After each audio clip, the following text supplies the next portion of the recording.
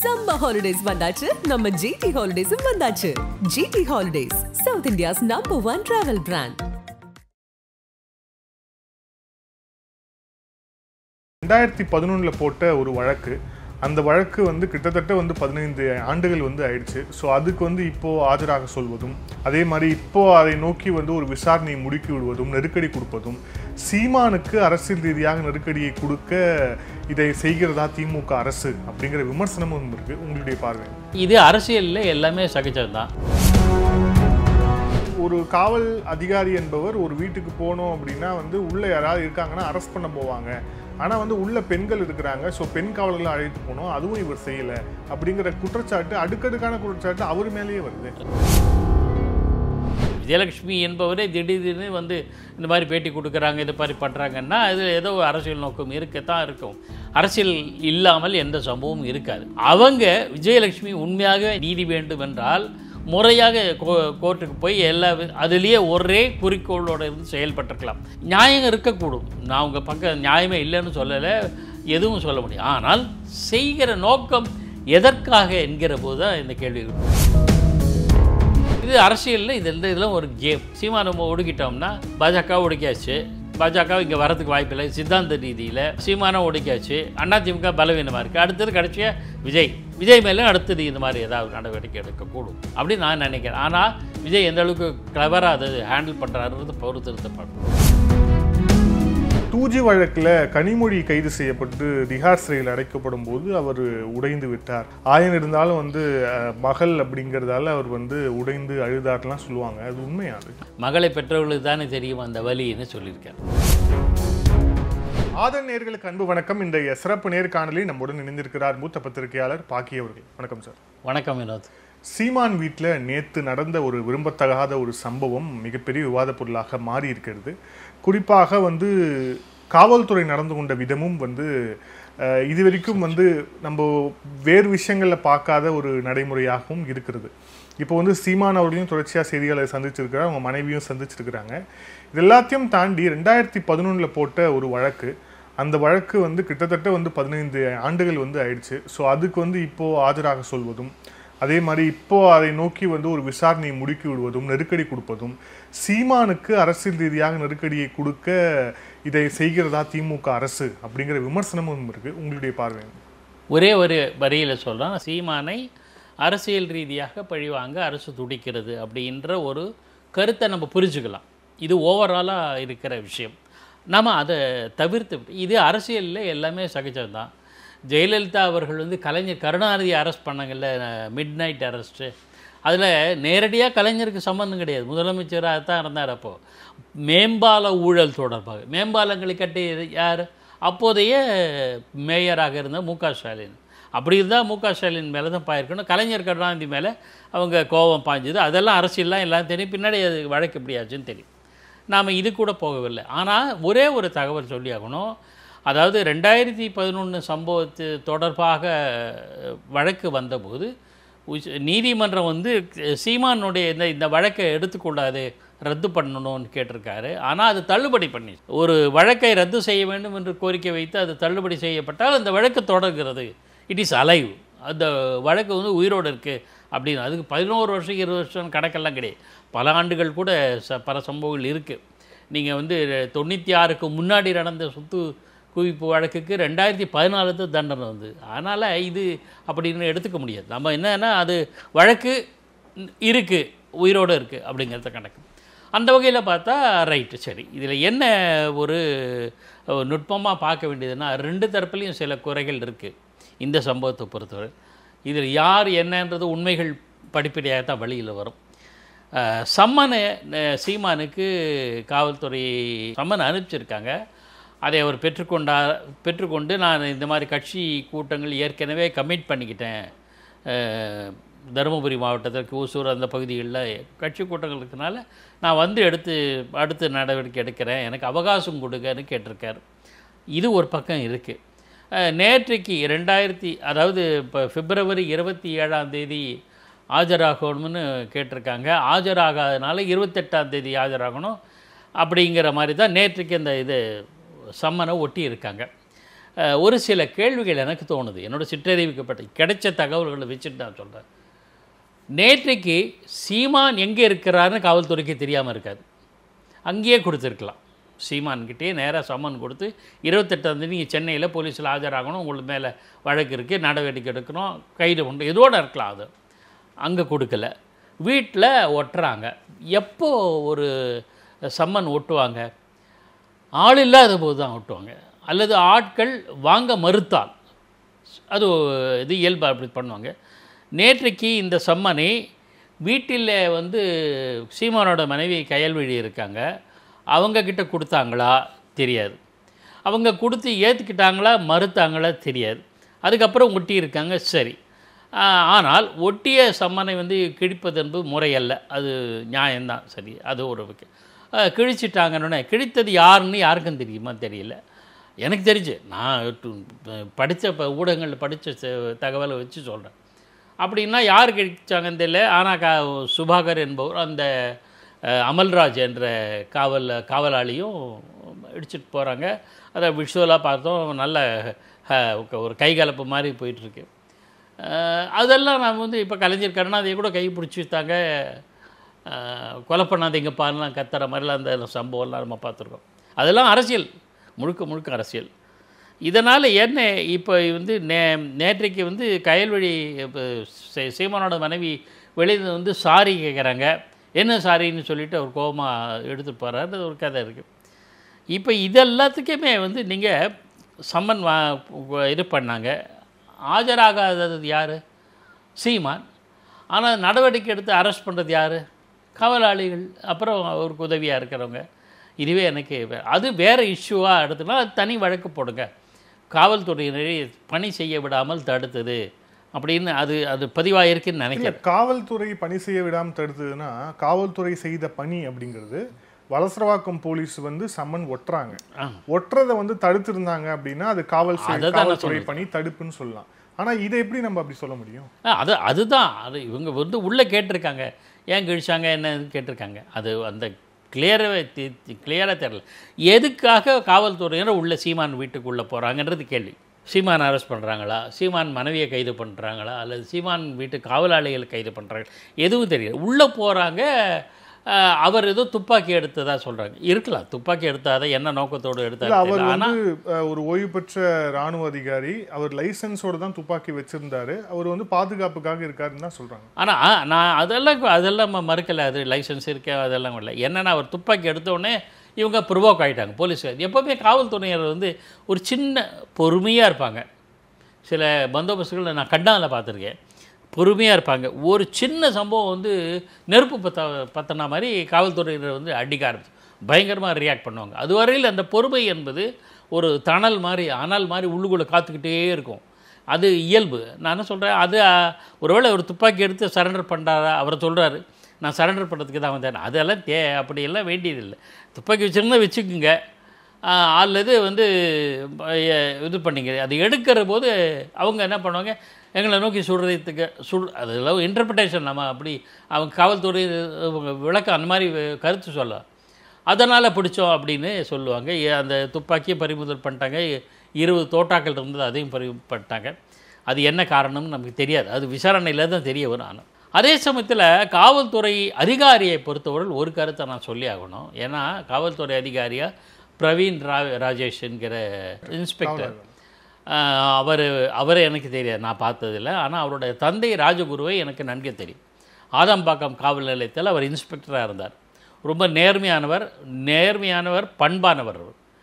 அவர் வந்து அவரோடு என்ன தொடர்பில், அப்போ நான் நங்கநல்லூர் இருந்தேன், எங்களுக்கு ஆதம்பாக்கம் போலீஸ் தான் அந்த சரகு அந்த ரேஞ்ச் தான் வருது.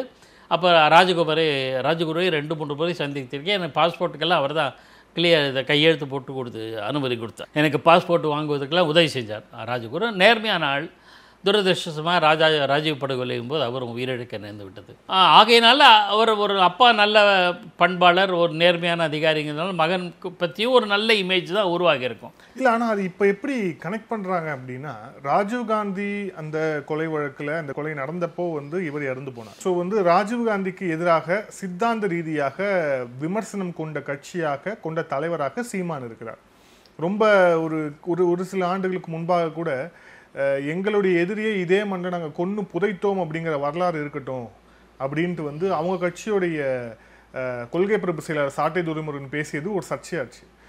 வந்து இவர் வந்து அந்த ராஜீவ் இதை வந்து எதிர்க்கிறார் அப்படிங்கிறதும் ஒரு ஐடியாலஜிக்கலா அவருக்கு உள்ள ஒரு வெஞ்சன்ஸா இருக்குன்னு ஒரு கருத்து சொல்றாங்க. நான் அப்படி நினைக்கல. நான் ராஜகுருவோ அல்லது அவரோட மகன் பிரவீன் ராஜேஷோ அப்படி ஒரு ஐடியாலஜிக்கலாக செய்வாங்க, ரியாக்ட் பண்ணுவாங்கன்னு தெரியல. இப்போ அனுசுயான்னு ஒரு காவல்துறை அதிகாரி இருந்தாங்க, வரணும் அந்த மாதிரி தனிப்பட்ட முறையில் பாதிக்கப்பட்டாங்க. அவங்க கண்ணாலே அவங்க ராஜீவ்காந்தி படுகொலை செய்யப்பட்டது கண்ணாலேயே பார்த்துருக்காங்க. அவங்க வந்து சொன்னாங்க. ஆனால் அவங்க எதிர்த்தது யாருன்னா கலைஞர் கருணாநிதி எதிர்த்தாங்க. இவர் ஆட்சியில் தான் புலிகளை வளர்த்து விட்டார், அதனால தான் அப்படின்னு கடுமையாக விமர்சனம் பண்ணாங்க. புலிகளுக்கு ஆதரவாக கருணாநிதி செயல்பட்டார்னு அவங்களுடைய பார்வையில் பல கூட்டங்களில் பேசியிருக்காங்க. அவங்க காங்கிரஸ் கட்சியிலே சேர்ந்தாங்க. இப்போ இருக்காங்க, அவங்க விலகிட்டாங்க.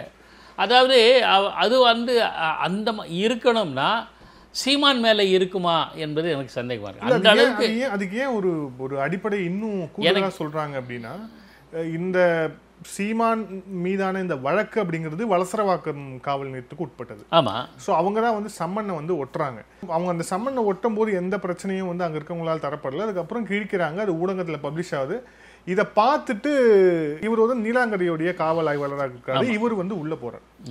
ஸோ அப்போதான் வந்து இப்போ இவர் வந்து டெலிபரேட்டாக வந்து இந்த சுச்சுவேஷனுக்கு உள்ள வரார் அப்படின்னா, அப்போ இவருக்கு ஒரு மோட்டிவ் இருந்திருக்கா அப்படிங்கிற ஒரு கேள்வியை அதை அடிப்படையில் தான் கேட்குறாங்க. அதுதான் எல்லாரும் சொல்கிறாங்க. பட் அது ஒரு இன்டர்பிரிட்டேஷனாக தான் எனக்கு முழுக்க அந்த பின்புலம் தெரியல. ஆனால் ஒன்று, there is a logic in it. என்னென்னா, ஒரு சம்பவம் சட்டம் ஒழுங்கு விதிப்படி ஒரு சம்மன் ஓட்டியிருக்காங்க, அதை வந்து கிழிச்ச இடம் வந்து நீலங்கரை.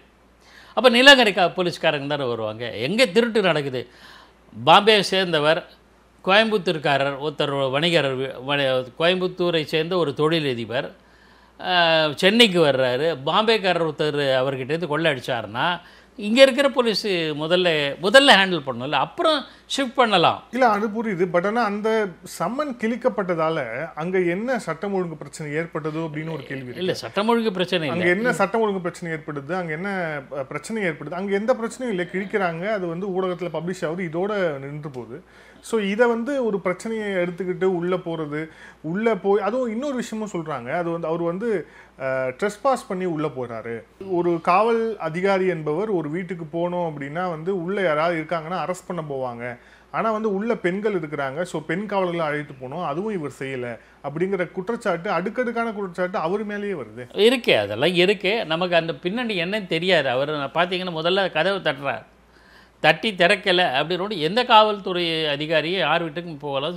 சில விஷயங்களை தெரிஞ்சுக்கிறதுக்காக இங்கே ஒட்டியிருக்க எனக்கு கிழிச்சிட்டிங்களே அப்படின்னா, இல்லை கிழிக்கலைங்க, ஏதோ மாடு பிச்சுட்டு போச்சு அப்படின்னு கூட சொல்லலாம். ஓகே, கன்வின்ஸ் ஆகி திரும்பி போகலாம், நமக்கு தெரியாது. அந்த விசாரணைக்காக கூட போகலாம். இவர் வந்து போகும்போதே ட்ரெஸ் பாஸ் பண்ணி போகிறாரு, மேன் ஹேண்டில் பண்ணுறதுக்கு தான் போகிறாருன்னு நம்ம சொல்ல முடியாது. இல்லை, ஆனால் அந்த வீடியோவில் பார்க்கும்போது நமக்கு அந்த மாதிரி தெரியுது. கரெக்ட், அதெல்லாம் இல்லை. அப்படியே இருந்ததுன்னா ஏன் அவங்க போலீஸ்காரங்களோ அல்ல யாராக இருந்தாலும் தங்களுக்கு எதிராக படம் எடுக்கப்படுகிறது என்றால் அது தடுக்க மாட்டாங்களா? ஏன் இந்த வீடியோ எடுத்தவங்களை ஏன் அப்படின்னு தடுக்கலை? வீடியோ எடுத்தவங்களையும் தடுத்திருக்காங்க. ஆனால் இது முழுக்க தெரியுது. வந்து நிறைய நான் என்ன நினைக்கிறேன், இது எதேச்சையான சம்பவமாக தான் நினைக்கிறேன். இதில் வந்து காவல்துறை அதிகாரிக்கு உள்நோக்கம் இருக்குமா என்று தெரியவில்லை. ஓகே, இப்போ அந்த சம்பவத்தை தாண்டி அந்த சம்பவத்திற்கு அடிப்படையாக இருந்த வழக்கு அப்படிங்கிறது நடிகை விஜயலட்சுமி கொடுத்த வழக்கு. 2011 வந்து சீமான் மீது அவர் கொடுத்த வழக்கு. 2012 அவரே வாபஸ் வாங்குறாரு. அது மீண்டும் வந்து நீதிமன்றத்துக்கு போகுதுன்னு சொல்லிட்டு கிட்டத்தட்ட ஒரு 15 ஆண்டுகளாக அந்த வழக்கு வந்து இழுத்தடிக்கப்பட்டு இப்போ மீண்டும் வந்து ஒரு நீதிமன்ற உத்தரவுக்கு பிறகு அவங்க ஒரு நீதிமன்றம் ஒரு டெட்லைன் கொடுத்துருக்காங்க. ஸோ அந்த டெட்லைனுக்குள்ளே முடிக்கணும்னு ஒரு கட்டாயம் இப்போ ஏற்பட்டிருக்குங்கிறதால விசாரணை வந்து தீவிரப்படுத்தியிருக்கிறாங்க வலசரவாக்கம் காவல்துறை. இதில் என்ன ஒரு கேள்வி எழுதுனா, விஜயலட்சுமி தனக்கு உண்மையிலே வந்து நீதி கிடைக்க வேண்டும் அப்படின்னா தொடர்ச்சியாக அந்த போராட்டத்தை வந்து முன்னெடுத்திருக்கணும், இங்கே இருந்திருக்கணும், இல்லை பல்வேறு விஷயங்களை பண்ணியிருக்கணும். ஆனால் வந்து 2011 அவங்களே வழக்கு கொடுக்குறாங்க, அதுக்கப்புறம் அவங்களே வந்து வாபஸ் வாங்குறாங்க, அப்புறம் இங்கே இருக்க மாட்டாங்க, பெங்களூர் போகிறாங்க, வாரத்துக்கு ஒரு வீடியோ கொடுக்குறாங்க.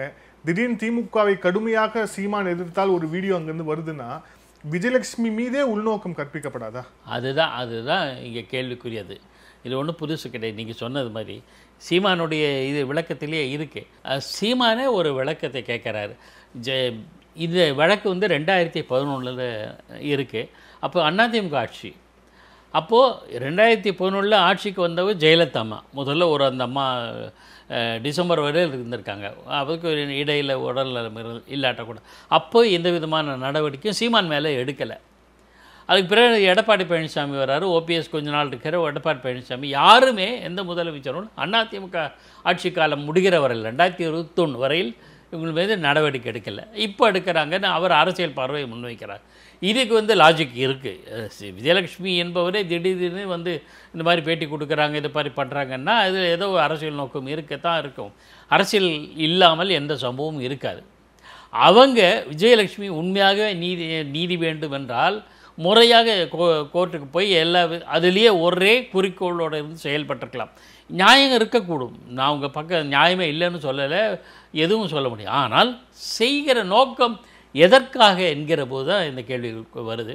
ரெண்டாவது, சீமானை ஏன் டார்கெட் பண்ணுறாங்க அப்படிங்கிறது ஒரு பெரிய கேள்விக்குறி. மற்றவர்களை விட சீமாவே திமுக அரசு ரொம்பவும் டார்கெட் செய்கிறது. அதில் மாற்று கருத்தே கிடையாது. இப்போ இருக்கிற சூழலில் தனக்கு, அதாவது திமுக, நான் என்னோடய பார்வையில் வைக்கிறேன், என்னோடய பார்வை அரசியல் பார்வை, திமுக அரசு தனக்கு எதிராக இருக்கிற ஒவ்வொரு கட்சியின் மீதும் ஒவ்வொரு விதமான இதை கட்ட வைத்து விடுறாங்க. பிஜேபியை பொறுத்தவரை அவங்களுக்கு எளிது மும்மொழி திட்டம்னு சொல்லுவாங்க, தொகுதி வரையறை சொல்லுவாங்க, எதையோ சொல்லி அதை வீக்கெண்ட் பண்ணுறதுக்கான முயற்சிகளில் செய்வாங்க, தொடர்ந்து செய்வாங்க. இந்துத்துவா எல்லா விதமான பயன்படுத்துவாங்க. அதிமுக ஏற்கனவே பலவீனமாக இருக்கிறதுனால ரொம்ப எதிர்க்க வேண்டிய தேவையில்லை, மெனக்கெட தேவையில்லை. தாவேகாவை எதிர்க்க ஆரம்பித்து விட்டார்கள். திடீர்னு கட்சி தொடங்குறாங்க, முதலமைச்சராக வரணும்னு பார்க்குறாங்கன்ட்டு அவங்களும் ஆரம்பிச்சிட்டாங்க. பட் தாவேகா விஜயனுடைய கட்சி வந்து வெளிப்படையாக திமுக அது திட்டுறாங்க. திமுக அரசாங்கத்தை விமர்சிக்கிறார்கள், பாஜக அரசாங்கத்தை விமர்சிக்கிறார்கள், எல்லாம் கரெக்ட். ஆனால் தெளிவாக இன்னார் மீது அப்படின்னு ஒரு டைரெக்டாக வரல. அது வராதனால கொஞ்சம் காத்திருக்காங்க. ஒருவேளை விஜய் நாளைக்கு என்ன ஸ்டேட்மெண்ட் விட்டாரோ அதுக்கேற்ப அவங்களும் நகரக்கூடும். ஆனால் ரொம்ப தீவிரமாக திமுகவை எதிர்ப்பது இன்றுள்ள சூழலில் சீமான். ரெண்டாவது, அவருக்கு படிப்படியாக செல்வாக்கு உயர்ந்து கொண்டே வருகிறது என்று ஒரு பரவலாக பேசப்படுகிறது. அவர் தனித்தே இயங்கி மாநில கட்சியாக அங்கீகரிக்கப்பட்டு விட்டார். ஒன்று, அந்த கட்சியை பலவீனப்படுத்தணும்னா அந்த கட்சியில் இருக்கிற தலைவர்லாம் இழுக்கணும். இப்போ பார்த்தீங்க, ஏற்கனவே ராஜீவ்காந்தி பல பேர் அந்த கட்சியில் இது விலகினோடு திமுகவில் சேர்றாங்க. இப்போ காளியம்மாள் கூட அந்த கட்சியில் சேருவதாக சொல்லப்படுது. தெரியல, நமக்கு அதிகாரப்பூர்வமாக சேர்ந்தாரெல்லாம் தெரியாது. ஆனால் இப்படி கட்சிக்காரன் அங்கே இருக்குள்ள பலமான சக்தி தலைவர்களை இழுக்கணும். ரெண்டாவது, கட்சியை பலவீனப்படுத்தணும். கட்சி தலைவிக்கு ஏதாவது அவதூறு இருந்தாலும் அதை வந்து ஊதி பெருசாக்கி அவரை ஏதாவது பலவீனப்படுத்தணும்னு நினைக்கலாம். இது அரசியல் அணுகுமுறை. அதில் ஓர் அங்கமாகத்தான் நேற்றைய சம்பவம் நடக்கிறதாக நான் புரிந்து கொள்கிறேன். காவல்துறை அதிகாரி பிரவீன் ராஜேஷை பொறுத்தால் தன்னுடைய தனிப்பகை காரணம் செய்வாரா என்று எனக்கு தெரியல. அந்த அளவுக்கு செய்யக்கூடியவரா எனக்கு தோணலை. ஆனால் காவல்துறை யார் கையில் இருக்குது?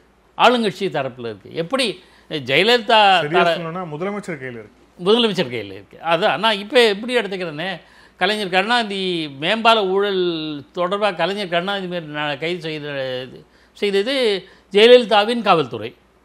சீமான் மீதான நடவடிக்கை எடுப்பது ஸ்டாலினுடைய காவல்துறை. அப்படி தான் நம்ம புரிஞ்சுக்கணும். ஆக அப்படி தான் காவல்துறை என்பது அவங்களுக்கு இண்டிவிஜுவலாக பகைமை இருந்திருக்குமான்னு தெரியல. நான் அப்படி தான் பார்க்குறேன். இல்லை, இப்போ இது அரசியல் ரீதியாக மட்டும் கிடையாது. இப்போது இதை பார்க்குற அந்த பொதுமக்கள் பார்க்கும்போது இது வந்து எந்த மாதிரியான ஒரு மெசேஜை வந்து கொடுக்கும் அவங்களுக்கு?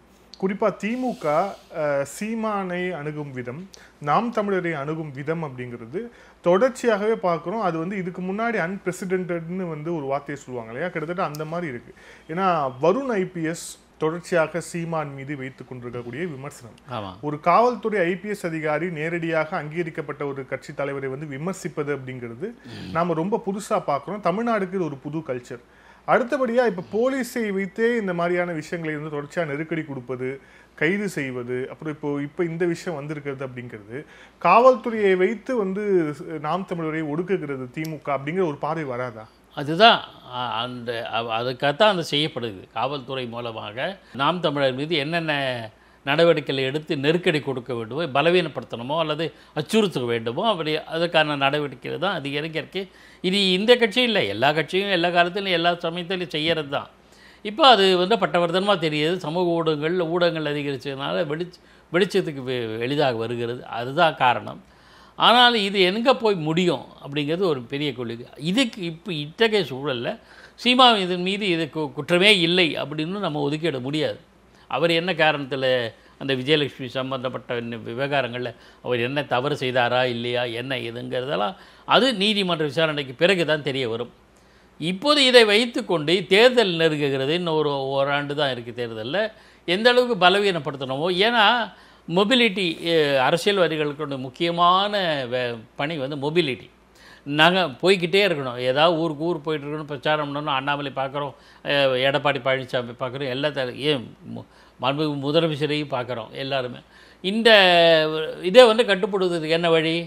ஏதேனும் வழக்குகளை சிக்க வச்சு அழைக்கழித்து முடிஞ்சால் சிறையில் தள்ளணும், இல்லைன்னா எப்படியாவது ஒரு வகையில் அவளை முடக்கணும்.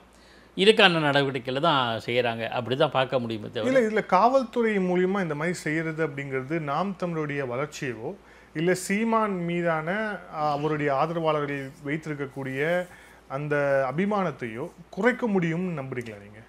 குறைக்க முடியல. முறையில் அவங்களோட மன உறுதியை தளர செய்தல் அது நடந்திருக்கு. பல சம்பவங்கள் எனக்கு உடனடியாக நிலவு. சில காவல்துறையினர் மூலமாக நடத்தப்படுகிற அரசியல்வாதிகளுக்கு எதிரான தாக்குதலில் அவங்களோட மன உறுதி தளர செய்த சம்பவங்கள் உண்டு. மன உறுதி தளராமல் எழுந்தவர்களில் கலைஞர் கருணாநிதி ஒருவர்.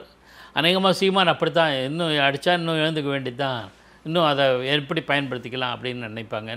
அப்படி தான் நான் நினைக்கிறேன். இது வந்து சீமானுக்கு ஆதரவாக போயிடும். அதனுடைய விளைவை திமுக சந்திக்கும். இதுதான் ஒரு பெரிய பிரச்சனை. அவங்களுக்கே தாங்களே இப்போ திமுக எதிர்ப்பு என்கிற அதிருப்தியால் வாக்குகள் இருக்குல்ல, இப்போ கன்சாலிடேட் பண்ணது சீமான் பக்கம் போயிடும். அதுவும் அவங்களுக்கு ஆபத்தானது. ஏன்னா தாவேகா இன்னும் களத்தில் இல்லை, வரல இன்னும் முழுக்க. அதனால் இதெல்லாம் தாவேகாவை எப்படி சமாளிக்குது? சீமானை ஒடுக்கிட்டோம்னா பாஜக ஒடுக்கியாச்சு. பாஜக இங்கே வரத்துக்கு வாய்ப்பில்லை. சித்தாந்த ரீதியில் சீமானம் ஒடுக்கியாச்சு. அதிமுக பலவீனமாக இருக்குது. அடுத்தது கடைசியாக விஜய் மேலே அடுத்தது இந்த மாதிரி ஏதாவது நடவடிக்கை எடுக்கக்கூடும் அப்படின்னு நான் நினைக்கிறேன். ஆனால் விஜய் எந்த அளவுக்கு கிளவராக அதை ஹேண்டில் பண்ணுறாருன்றது பொறுத்திருந்து பார்க்கணும். இது அரசியலில் இதெல்லாம் ஒரு கேம். இது இந்திக்கு நேரத்தில் ஜெயலலிதா காலத்தில் இருந்தது, எம்ஜிஆர் காலத்தில் இருந்தது. ஆகையினால் இது எப்படி செய்கிறார், இதனால் என்ன விளைவு ஏற்படுகிறது என்று பார்க்கணும். நிச்சயமாகவே திராவிட முன்னேற்ற கழக அரசுக்கு எதிரான அதிருப்தி இன்னும் வலுப்பட்டால் அது வாக்களிக்கும் மக்கள் தங்களுடைய முடிவை தெரிவிச்சிருவாங்க எப்படின்னு. அதுவரை இல்லாத போது இந்த மாதிரியான நடவடிக்கைகள் இருக்கும். நான் பொதுவாகவே சொல்கிறேன், ஆளும் கட்சியின் மீதான அதிருப்தி யார் பக்கம் செல்கிறது அப்படின்னு பார்க்கும். இப்போ 70களில் பார்த்தீங்கன்னா ஸ்தாபன காங்கிரஸ் திமுக அரசாங்கத்தை எதிர்த்தது, எம்ஜிஆரும் எதிர்த்தார். ஆனால் ஸ்தாபன காங்கிரஸ் மீது திமுக பெரிய அளவுக்கு நடவடிக்கை எடுக்கலை, எம்ஜிஆர் மீது தான் நடவடிக்கை எடுத்து. அப்போ எம்ஜிஆர் வேகமாக விசுரமாக வளர்ந்துட்டார். இதெல்லாம் ஏன் கலைஞர் கருணாநிதியை அரெஸ்ட் பண்ணுங்க ஜெயலலிதா அம்மா தான். ஆனால் கலைஞர் கருணாநிதி பின்னாடி ஆட்சிக்கு வந்தார்ல 2006 என்று நினைக்கிறேன். ஆக இது என்ன விளைவை ஏற்படுத்தும் என்று பொறுத்திருந்து பார்க்க வேண்டும். அவர் கருணாநிதி மேலேயும் இந்த மாதிரி நடவடிக்கை எடுக்கப்பட்டாலும் அவர் மாரலாக வீக் ஆகலை அப்படின்னீங்க. ஆனால் ஒரு சம்பவம் சொல்லுவாங்க, ஜஸ்ட் நான் வெரிஃபை பண்ணிக்கிறேன் உங்ககிட்ட. 2G வழக்கில் கனிமொழி கைது செய்யப்பட்டு திஹார் சிறையில் அடைக்கப்படும் போது அவர் உடைந்து விட்டார். ஆயன் இருந்தாலும் மகள் அப்படிங்கிறதால அவர் உடைந்து அழுதார்லாம் சொல்லுவாங்க. அது உண்மையாது? அது எனக்கு தெரியல. ஆனால் நிருபர்கள் கூட்டத்தில் அவர் சொன்னார், மகளை பெற்றவர்களுக்கு தானே தெரியும் அந்த வலின்னு சொல்லியிருக்கார். அதுக்கு என்ன காரணம் அப்படின்னா 2G வழக்கில் மற்ற வழக்குகளில் கனிமொழி நேரடியாக தொடர்பு இருந்திருக்காருன்னு தெரியாது. தீராராடியாவுடைய அந்த உரையாடல் டேப்பு மற்ற விஷயங்களில் தான். பின்னாடி அவங்க பார்த்தீங்கன்னா அக்யூட் ஆகிட்டாங்க இல்லையா. அதனால் இது ஒரு காரணம். இன்னும் மேல்முறையீடு இருக்குது, இன்னும் இருக்குது, அது இருக்குது, இல்லைன்னு இல்லை. அதில் ராஜான்னா பிளட் ரிலேஷன் இல்லையா, ராஜாவோ மற்றவர்களோ அப்படின்னா. ஆனால் கனிமொழின்னா மகள் இல்லையா, எப்பவுமே அது இருக்கத்தான் செய்யும். எமர்ஜென்சி காலத்திலே கூட பல தலைவர்கள் கைது செய்யப்பட்டார். கலைஞர் கருணாநிதி வருந்தினார், ரொம்பவும் வேதனைப்பட்டார், சாத்தூர் பாலகிருஷ்ணன், சிட்டி பாபெல்லாம். ஆனால் ஸ்டாலின் அரெஸ்ட் செய்யப்பட்டு அவர் மீது தாக்குதல் நடத்தப்பட்டதாக அப்போது சொல்லுவாங்கள்ல, அது நிச்சயமாக கலைஞர் கருணாநிதியை ஷேக் பண்ணிடுச்சு. அது உண்மைதான். அதே மாதிரி தான் அது பிளட் ரிலேட், மகள் தானே, என்னதான் இருந்தாலும் அது மகளை ஒரு மகன் கூட இல்லை, மகனாக இருந்தால் கூட கொஞ்சம் ஆம்பளைன்ற இருக்கும். அந்த அம்மா வந்து எம்பியாக இருக்கிறவங்க, அதுவும் ஆளுங்கட்சி சேர்ந்தவங்களே, அவங்க கூட்டணியிலே இருக்காங்க. இத்தகைய சூழலில் வந்து அரெஸ்ட் பண்ணுங்க. அதனால தான் பல சமயங்களில் அவங்க கலைஞர் கருணாநிதிக்கு கூடா நட்புன்னு சொன்னார் இல்லையா, இந்த வேதனையினுடைய வெளிப்பாடு தான் அது. பிற்காலத்தில் அது ஒரு அதே காங்கிரஸோட திமுக இப்போ பயணித்து வருகிறது, அது வேறு. அதனால் இது வந்து உடைந்தார்னு சொல்ல முடியாது. அப்போ அந்த அவருக்கு வலி இருந்தது, அதை நிருபரிடம் வெளிப்படுத்தியிருக்கிறார். மகளை பெற்றோர்களுக்கு தானே இந்த வலி தெரியும் என்பது போல் அவர் பேசியிருக்கார், செய்தியாளர்களிடமே பேசியிருக்கார். அதனால் இது இருக்கும், பொறுத்திருந்து பார்க்கலாம். அரசியல் கணக்குகள் எந்த அளவுக்கு பலன் தரும் என்பதை பொறுத்திருந்து தான் பார்க்க வேண்டும். நன்றி சார், பல கேள்வி படிச்சிருந்தேன். Thank you sir. ஆதன் தொலைக்காட்சிக்கு நெஞ்சார்ந்த நன்றி.